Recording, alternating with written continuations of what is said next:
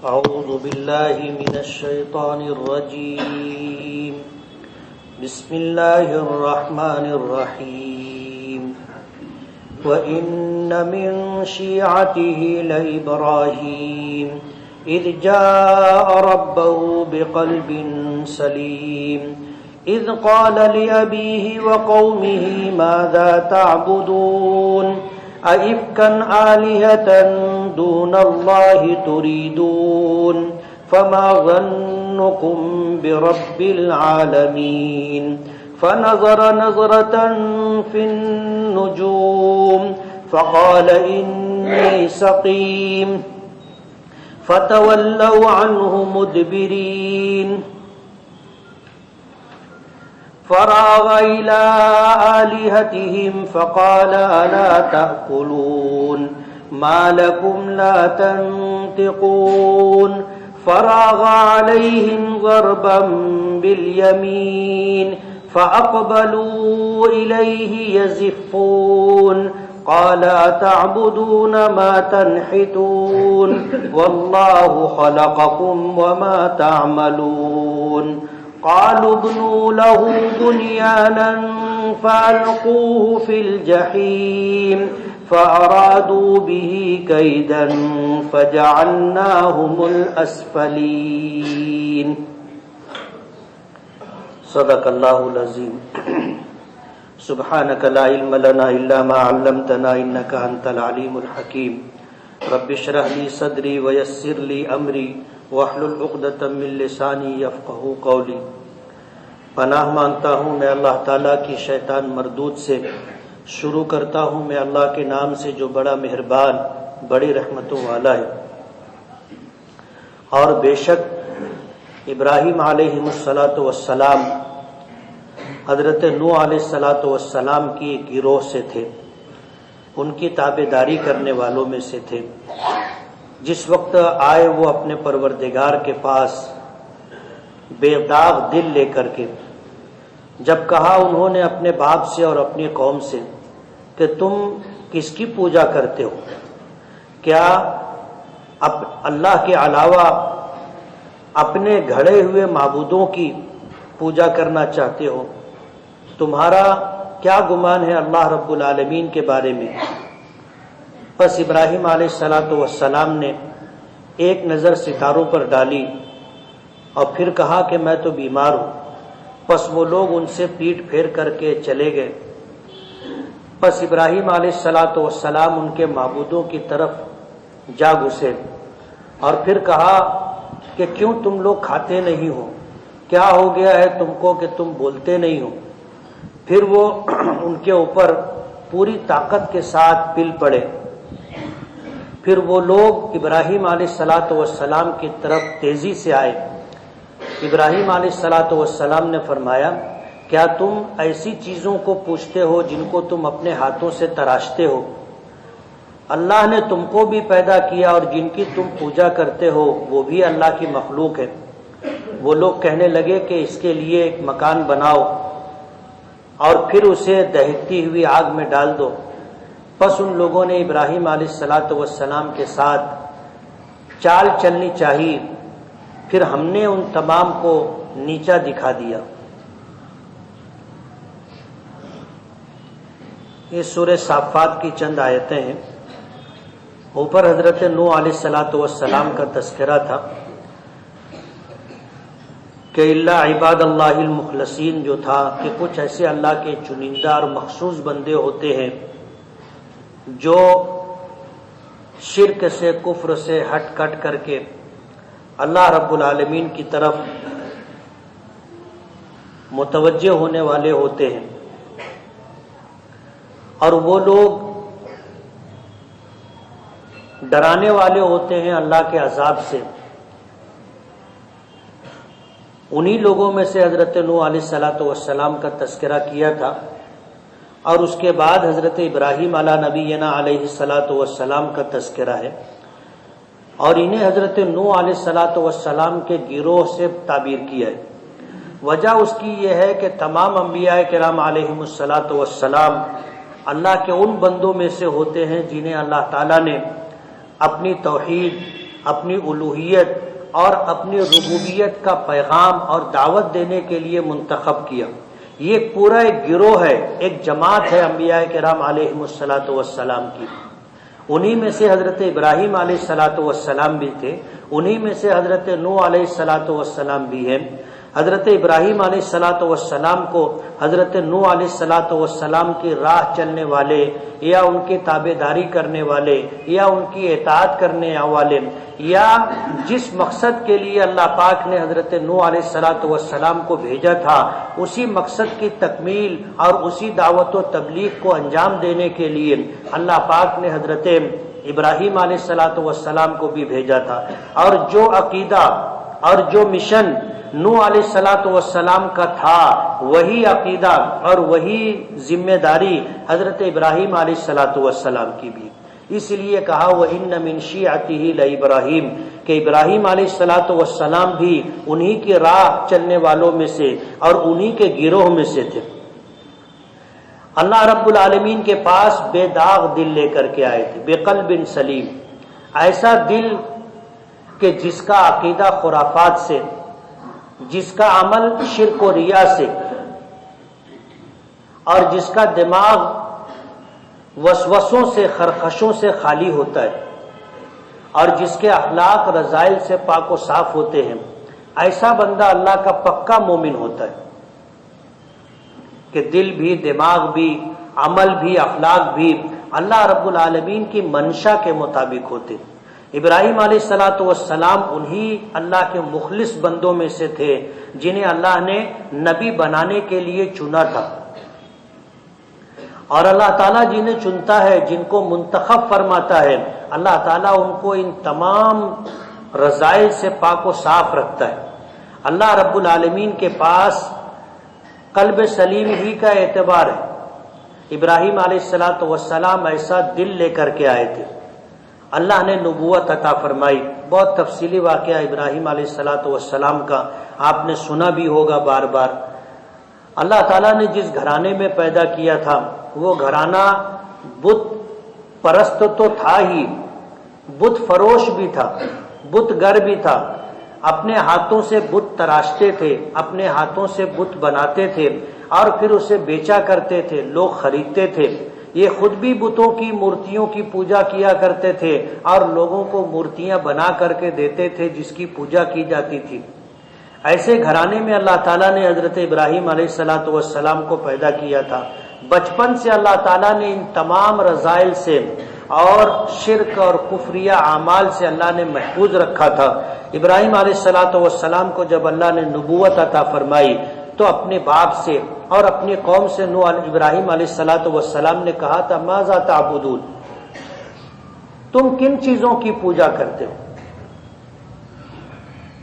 اللہ کے علاوہ ایسی چیزوں کی جس کو تم اپنے طور پر معبود سمجھ رکھے ہو، جن کو تم اپنے طور پر خدا گڑ رکھے ہو، ایسے لوگوں، ایسی چیزوں کی تم پوجا کرتے ہو۔ ائفکن آلہۃ دون اللہ تریدون، اللہ کے علاوہ مورتیوں کی، اللہ کے علاوہ اپنے جھوٹے معبودوں کی تم عبادت کرتے ہو، کیا تمہیں سمجھتا نہیں ہے؟ فما ظنکم برب العالمین، اللہ رب العالمین کے بارے میں تمہارا کیا گمان ہے کہ تم اس طرح کی حرکت کرو گے تو معاف کر دیے جاؤ گے، تمہاری پکڑ نہیں ہوگی، تم سے پوچھا نہیں جائے گا۔ شرک ایک ایسا گناہ ہے جو ناقابل معافی ہے۔ اگر شرک کے ساتھ بندہ دنیا سے چلا گیا تو وہ کبھی بھی جنت میں نہیں جائے گا، یہ اللہ کا فیصلہ ہے۔ تو تمہارا اللہ کے بارے میں کیا گمان ہے کہ تم اپنے ہاتھوں سے مورتیاں تراش کر کے، مٹی سے مورتیاں بنا کر کے تم اس کی پوجا کرتے ہو؟ اپنے باپ کو بھی دعوت دی اور اپنی قوم کو بھی دعوت دی اور سمجھانے کی کوشش کی۔ سورہ انبیاء میں یہ مضمون تفصیل سے گزر چکا ہے۔ ابراہیم علیہ الصلاۃ والسلام نے قوم کو کس کس طرح سمجھانے کی کوشش کی تھی، لیکن مانا نہیں، قوم نے ہدایت کی راہ پر نہیں آئے، توحید کو، اللہ رب العالمین کی ربوبیت اور الوہیت کو قبول نہیں کیا۔ شرک اور بت پرستی میں مبتلا رہے. ان کا ایک سال میں ایک قومی دن آتا تھا، تہوار آتا تھا کہ سارے کے سارے لوگ جو ہے وہاں پہنچ جاتے تھے. جیسے آج کے زمانے میں جترا لگتی ہے، یہ ہندوؤں کا تہوار ہے، اور یہ کسی دیوی یا دیوتا کے نام پر جمع ہوتے ہیں. مخصوص ان کا مخصوص پوجا ہوتی ہے اور وہاں جمع ہوتے ہیں تو بازار بھی لگتا ہے. ہمارے لوگ بھی جو ہے تماشائیوں کی طرح وہاں پہنچ جاتے ہیں. شریعت نے اس سے منع کیا. حدیث پاک میں آتا ہے من کثر سواد قوم فہو منہم، جو آدمی کسی قوم کے مجمع کو بڑھاتا ہے اس کا شمار بھی اللہ کے یہاں انہی لوگوں میں ہوتا ہے. اب ظاہر بات ہے جو لوگ دیوی دیوتاؤں کی پوجا کے لیے جمع ہوتے ہوں، آپ بھی ان کا مجمع بڑھاتے ہو تو تمہارا شمار بھی انہی لوگوں میں ہوگا. لوگ اپنے بچوں کو تھوڑا تفریحاً لے کر کے چلے جاتے ہیں، شرعی اعتبار سے انتہائی غلط کام. وہ ان کا مذہبی میلہ ہوتا ہے. تو ابراہیم علیہ السلام بھی جس قوم میں کے تھے وہ قوم کا بھی ایک مذہبی میلہ تھا، تہوار تھا. سب جانے لگے تو ابراہیم علیہ السلام کو بھی چلنے کی دعوت دی. ابراہیم علیہ السلام کو جانا نہیں تھا، لیکن ظاہر بات ہے جانے کے لیے نہ جانے کے لیے کچھ نہ کچھ عذر ہونا چاہیے. قوم ستارہ پرست تھی، مورتیوں کی پوجا کے ساتھ ساتھ ستاروں کے اوپر بھی بہت زیادہ یقین رکھا کرتی تھی. آج بھی بہت سارے لوگ ہیں ستاروں کی چال دیکھ کر کے اپنے مستقبل کا حال جاننے کی کوشش کرتے ہیں. ستارے بھی اللہ کی مخلوق ہیں، وہ کیا کسی کا بنا اور بگاڑ سکتے ہیں. اخبارات میں آتا ہے ستاروں کی دنیا، ستاروں کی دنیا، اور اس میں دیا جاتا ہے کہ جس کے نام کا پہلا حرف یہ ہوگا اس کا فلاں ستارہ، یہ حرف ہوگا تو فلاں ستارہ، اور پھر یہ ہوتا ہے کہ یہ ہفتہ یا یہ مہینہ تمہارے لیے سعاد ہوگا یا نحس ہوگا، یعنی اچھا ہوگا یا برا ہوگا، منحوس ہوگا یا مبارک ہوگا. اور لوگ باقاعدہ اس کو پڑھتے ہیں.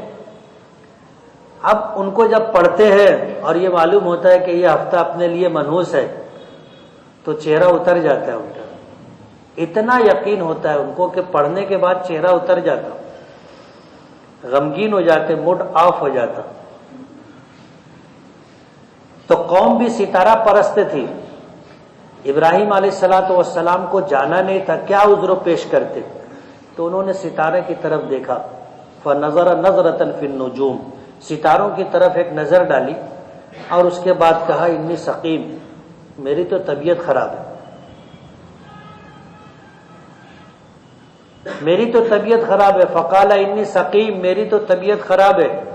اب جو لوگ ان کو میلے میں لے جانے کے لیے آئے تھے، جب انہوں نے یہ کہا انی سقیم، میری طبیعت خراب ہے، تو وہ لوگ جو ہے فتولوا عنہ مدبرین، ان کو جانا تھا میلے میں، ابراہیم کو چھوڑے اور وہ لوگ میلے میں چلے گئے.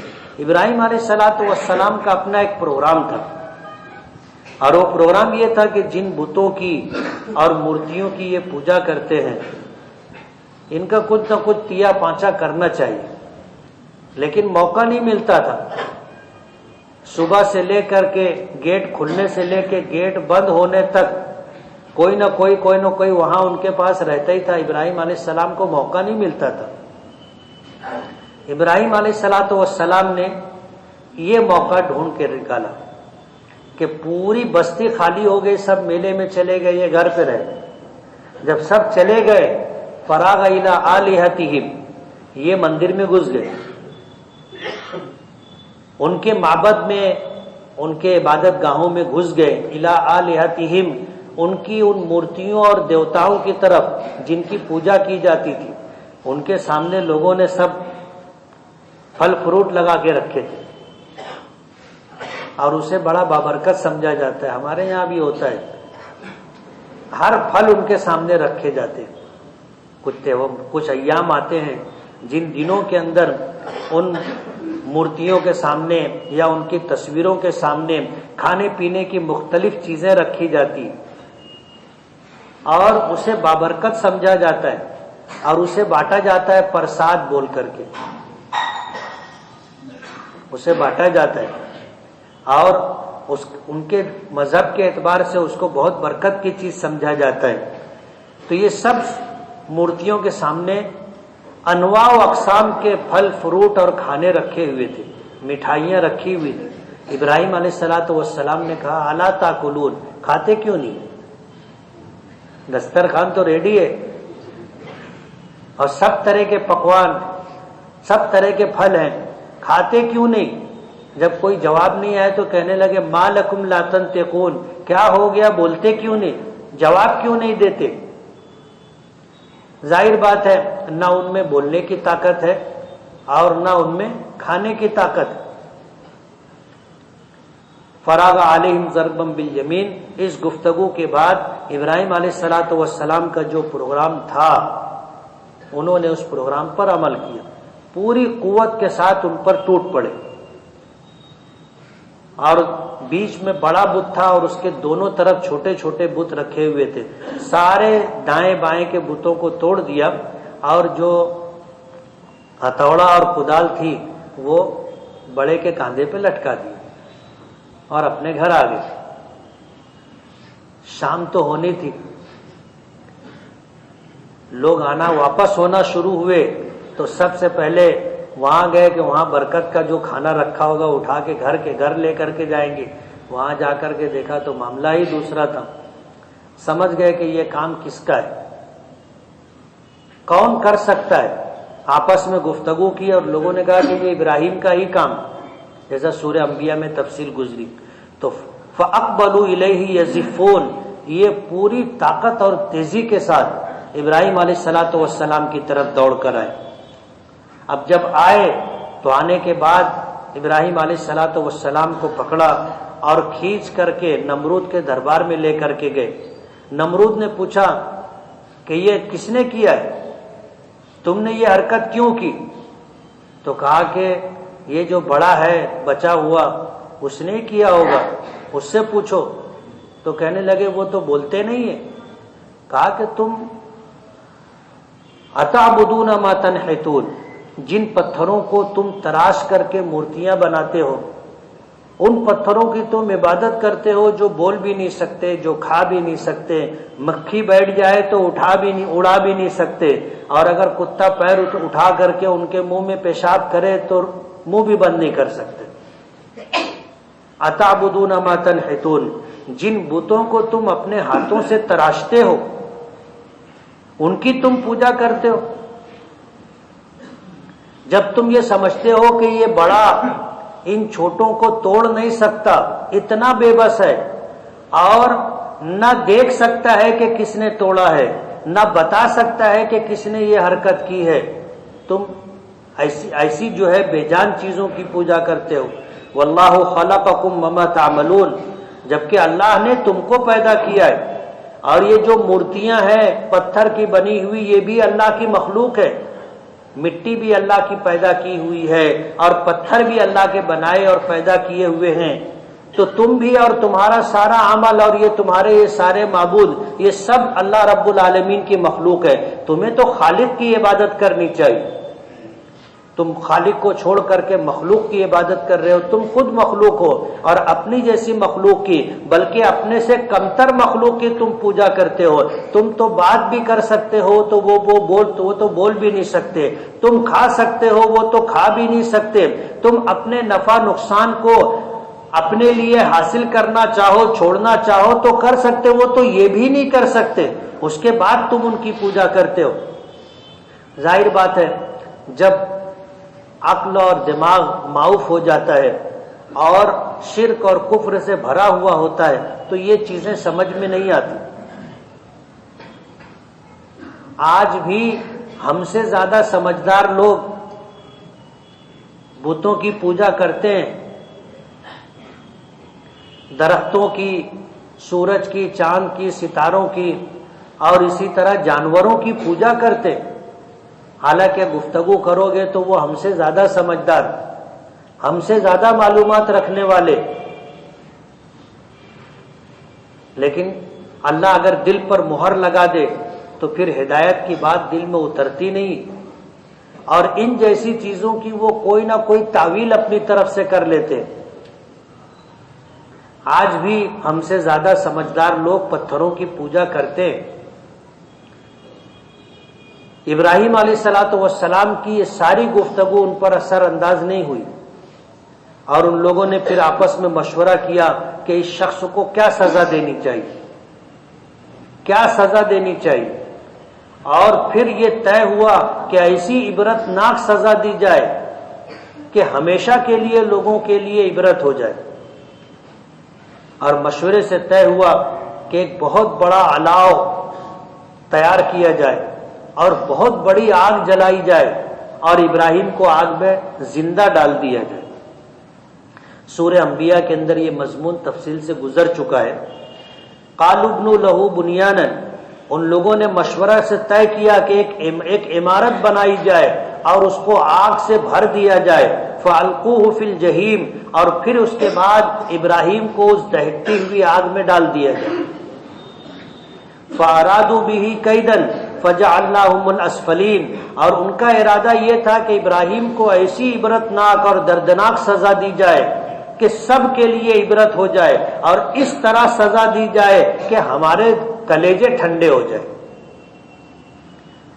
فَأَرَادُوا بِهِ كَيْدًا، ان لوگوں نے ابراہیم کے ساتھ بڑا داؤ چلنے کا فیصلہ کیا. فَجَعَلْنَاهُمُ الْأَسْفَلِينَ، اور اللہ نے ان کو نیچا دکھایا کہ اس دہتی ہوئی آگ کو اللہ پاک نے گلزار بنا دیا، باغ میں تبدیل کر دیا. ابراہیم علیہ السلام کو انہوں نے آگ میں ڈالا تھا، اللہ نے آگ کو کہہ دیا ابراہیم علیہ السلام پر ٹھنڈی اور سلامتی والی ہو جا، حکم دے دیا. بردا و سلاما علی ابراہیم، آگ کو حکم تھا کہ ٹھنڈی ہو جا، آگ کو حکم تھا کہ سلامتی والی ہو جا. اتنی ٹھنڈی بھی نہیں کہ ٹھنڈی مصیبت بن جائے، سلامتی والی. ابراہیم علیہ السلام کو آگ میں ڈالا، ابراہیم کا کچھ بھی نہیں بگڑا، بلکہ اس واقعے کو اللہ نے بہت سارے لوگوں کے لیے ہدایت کا ذریعہ اور سبب بنا دیا کہ ہم نے تو اس کو نقصان پہنچانے کی، زندہ جلانے کی ساری تدبیریں کر لی تھی، لیکن اس کا کچھ بھی نہیں بگڑا، ایک رواں بھی نہیں جلا. لوگوں کی ہدایت کا ذریعہ بن گیا. جن کے لیے ہدایت مقدر تھی انہوں نے اس واقعے سے عبرت حاصل کی اور ابراہیم علیہ السلام کی دعوت کو قبول کیا اور توحید پرست ہو کر کے وہ اپنی زندگی گزارنا شروع کر دی. فَجَعَلْنَاهُمُ الْأَسْفَلِينَ، اللہ نے ان کی چالوں کو ناکام کر دیا اور ان کو ان کی نگاہوں میں پست کر دیا، اور ان کی ساری سازشوں کو اللہ نے ناکام کر دیا، اور دہتی ہوئی آگ کو اللہ پاک نے گلزار اور باغ سے تبدیل کر دیا.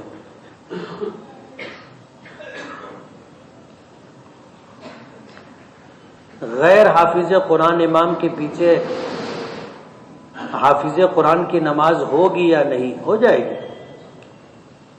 ایسا ضروری نہیں ہے کہ نماز پڑھانے والا مقتدی لوگوں سے بڑا عالم ہو، ایسا ضروری نہیں ہے. کوشش یہ کرنی چاہیے کہ امام ایسا شخص ہو جو عالم بھی ہو، حافظ بھی ہو، متقی پرہیزگار بھی ہو. ایسے شخص کو امام بنانا چاہیے. اب کسی شخص کو امام بنا دیا، امام بن جانے کے بعد اگر اس کی اقتداء میں اس سے بڑا کوئی عالم آ کر کے نماز پڑھ لیا، امام حافظ قرآن نہیں ہے، اس کی اقتداء میں کوئی حافظ قرآن آ کر کے مقتدی بن گیا تو نماز ہو جائے گی. ایسا ضروری نہیں ہے کہ امام کے پیچھے عالم کی یا حافظ کی نماز نہیں ہوگی، ایسا نہیں.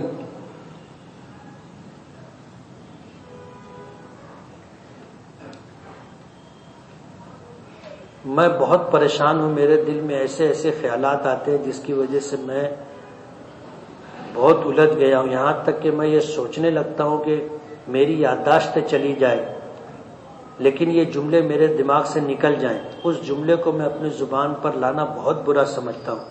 اللہ تعالیٰ سے دعا کریں.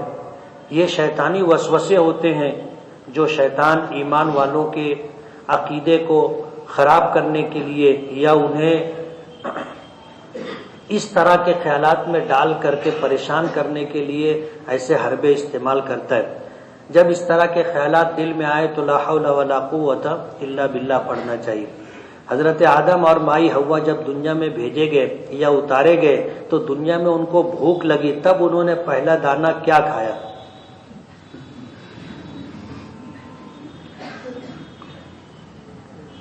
بھوک تو ان کو جنت میں بھی لگتی تھی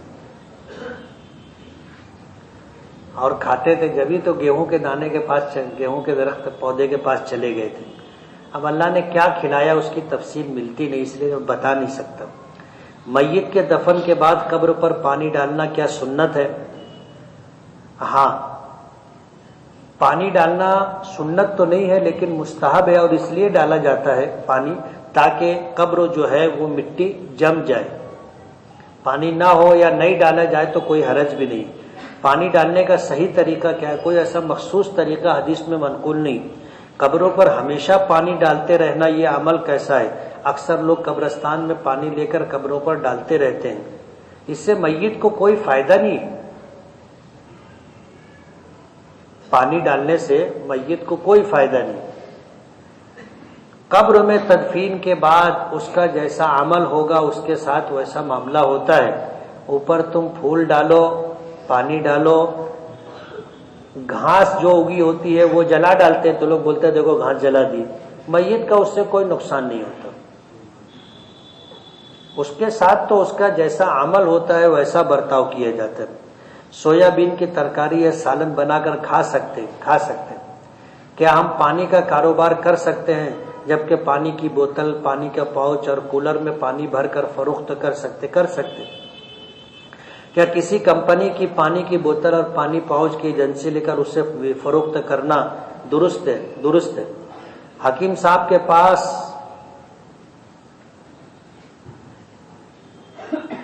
کیا ہے پتہ نہیں، تابہ شیری کی جو چیز ملتی ہے اس کا ذائقہ بالکل مٹی کی طرح ہوتا ہے لیکن وہ شکر کی طرح ہوتی ہے، کیا یہ کھا سکتے ہیں؟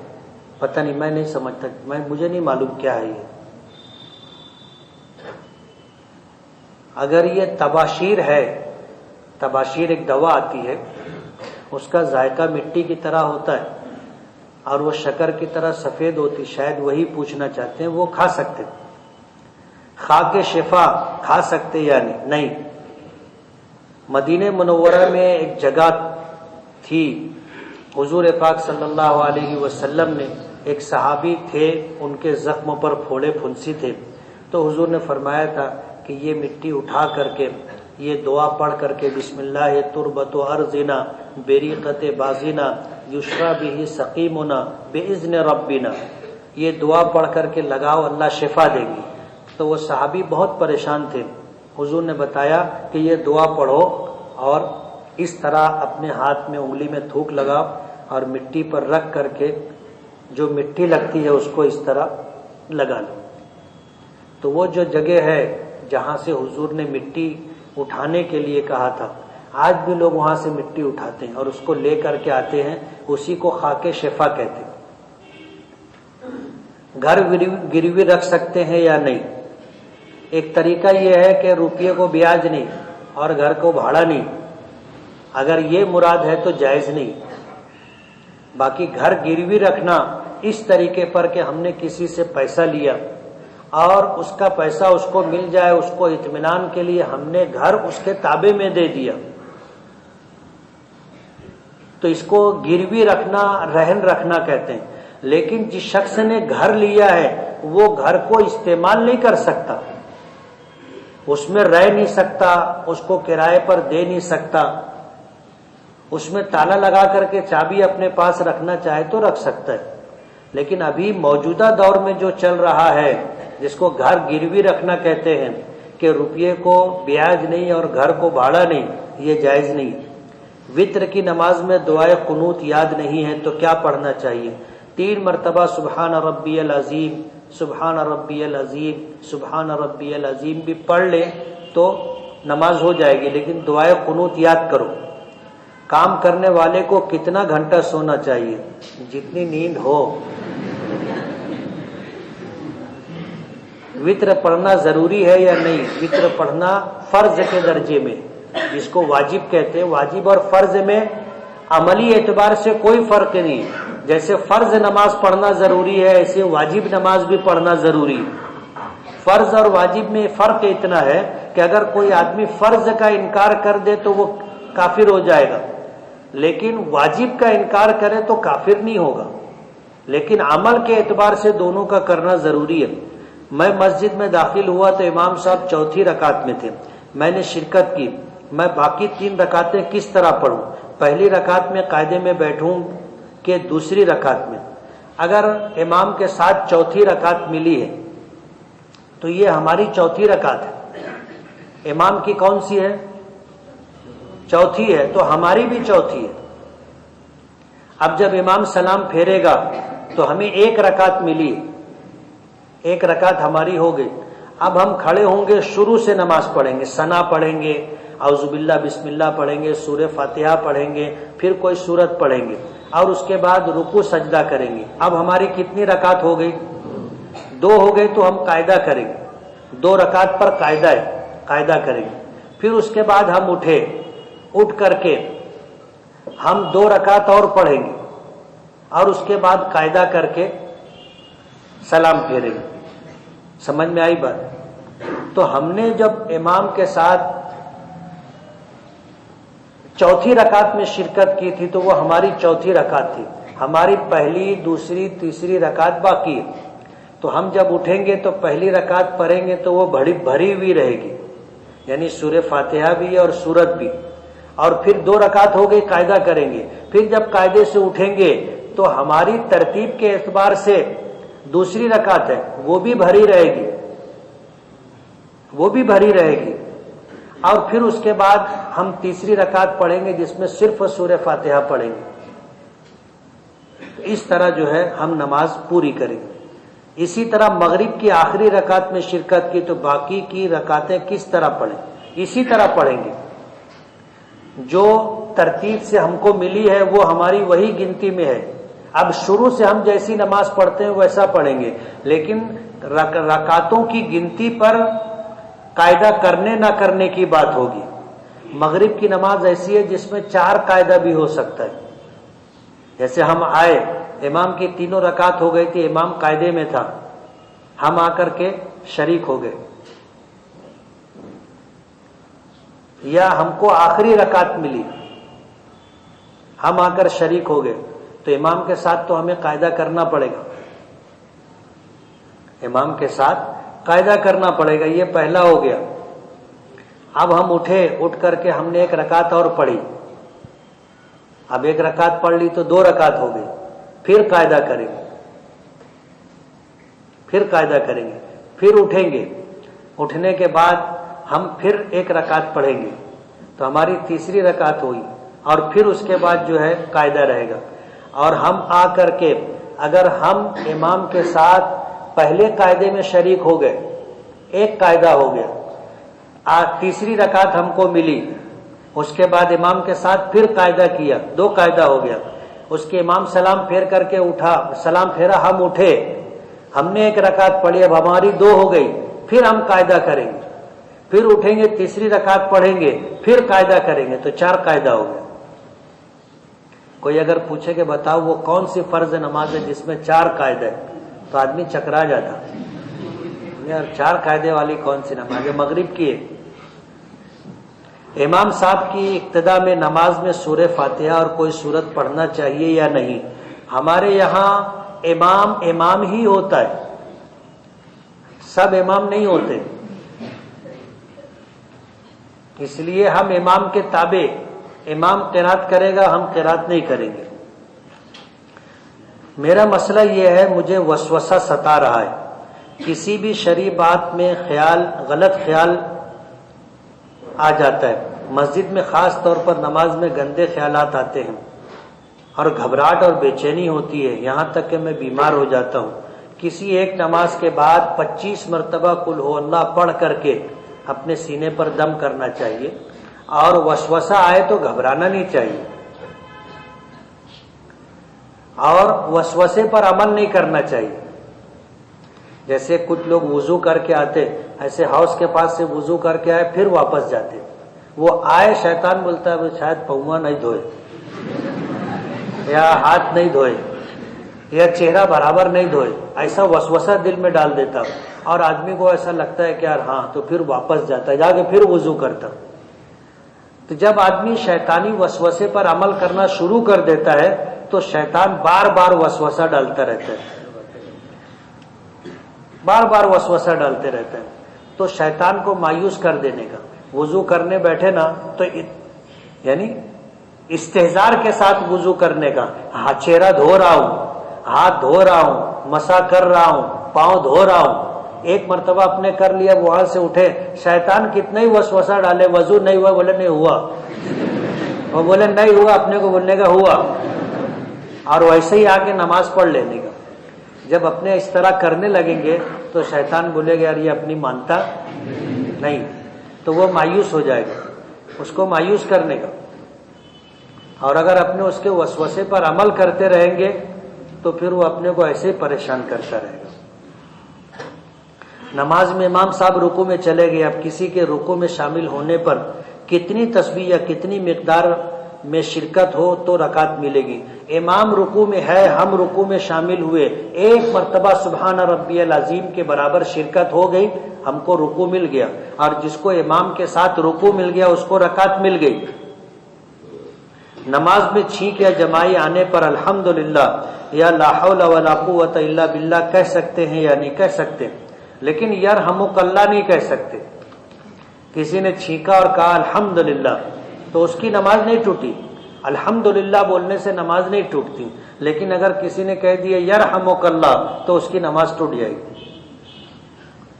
وجہ اس کی یہ ہے کہ الحمدللہ اللہ کی تعریف ہے، اور نماز میں ہم لوگ الحمدللہ رب العالمین پڑھتے ہیں، نماز ہو جائے گی۔ لیکن یرحمک اللہ کہنا یہ خطاب ہے، یعنی بات ہے، کسی کو ہم نے کہا یرحمک اللہ تو ہم اس کو کہہ رہے ہیں کہ اللہ تجھ پر رحم فرمائے، تو یہ تو بات ہو گئی، اور بات کرنے سے نماز ٹوٹ جاتی۔ نماز کے ایک رکن میں جیسے قیام ہے، رکوع ہے، سجدہ وغیرہ میں کوئی تکلیف ہونے پر کتنی مرتبہ ہاتھ اٹھایا جا سکتا ہے؟ جیسے سر پر یا بالوں میں کھجلی ہونے پر آدمی ایک مرتبہ 2 مرتبہ کر سکتا ہے، 3 مرتبہ ایک ہی رکن میں کرنے پر بعض لوگوں نے اسے عمل کثیر قرار دیا، اور عمل کثیر سے نماز فاسد ہو جاتی ہے۔ سب نے عمل کثیر نہیں مانا ہے، کچھ لوگوں نے عمل کثیر مانا ہے، لیکن ظاہر بات ہے عبادات میں ایسا طریقہ اختیار کرنا چاہیے کہ سب کہے کہ برابر ہے۔ ایسی عبادت نہیں کرنے کا کچھ لوگ بولے ہو گئی، کچھ لوگ بولے نہیں ہوئی، تب ظاہر بات ہے گڑبڑا گئی بات، اس لیے ایسا کام نہیں کرنے کا۔ اگر نماز میں سورۃ النساء، سورۃ النبا پڑھے اور پھر اس کے بعد سورہ عبس پڑھ لے تو کیا نماز ہو سکتی ہے یا نہیں؟ ہو جائے گی۔ دیکھو ترتیب کے ساتھ سورتوں کو پڑھنا فرض نمازوں میں ضروری کا مطلب یہ ہے کہ اس کے خلاف کرنا مکروہ ہے۔ فرض اور وتر میں ترتیب سے پڑھنا چاہیے، اور اس بات کا بھی خیال رکھنا چاہیے کہ ایک سورت پڑھنے کے بعد اس کے بعد والی سورت پڑھو، اور اگر اس کے آگے پڑھنا ہے تو درمیان میں ایک سورت چھوٹی والی نہیں چھوڑنے کا، 2-3 چھوڑنے کا۔ جیسے کسی نے قل هو اللہ پڑھا اور پھر قل اعوذ برب الناس فلق چھوڑ کر کے قل اعوذ برب الناس پڑھا تو یہ مکروہ ہے فرض اور وتر میں۔ نفل میں آپ پڑھ سکتے ہو۔ تو ترتیب اور بیچ میں سورتوں کا چھوڑنا یہ فرض میں تو خیال رکھا جائے گا، باقی نفل نمازوں میں آپ اگر ترتیب قائم نہیں رکھ سکے، پہلے آپ نے پہلی رکعت میں قل اعوذ برب الناس پڑھ لی اور دوسری رکعت میں قل هو اللہ پڑھ لی یا قل اعوذ برب الفلق پڑھ لی تو نماز بلا کراہت ہو جائے گی۔